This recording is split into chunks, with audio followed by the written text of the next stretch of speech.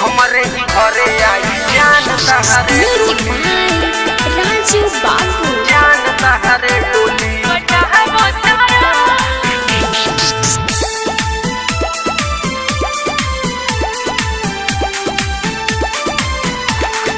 कहबो आगे कहबो पीछे अवतारा लागो तारे हमके पटावा तारा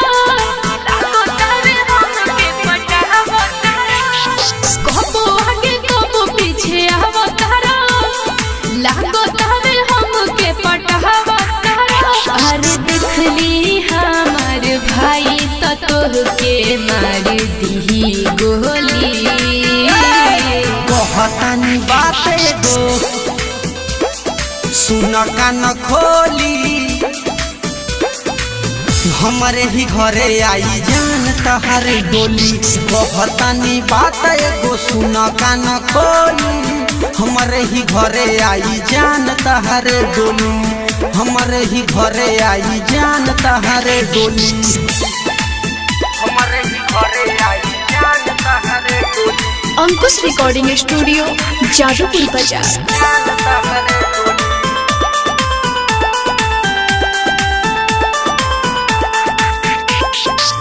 चाहता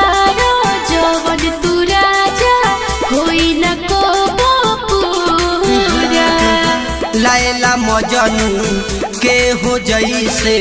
रही न प्यार अधूरा रही न प्यार अधूरा चाहता जवन तू राजा होई न को पूरा हीरे रंझा के हो जैसे रही न प्यार अधूरा अरे रोहटेरा के बबुआ हवे यादव जी के टोली कहतानी बात गो सुन कान खोली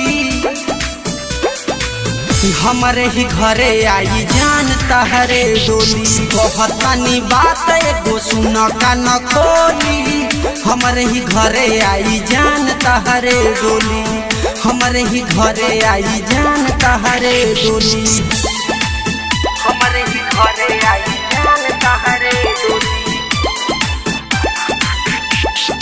जान तहरे डोली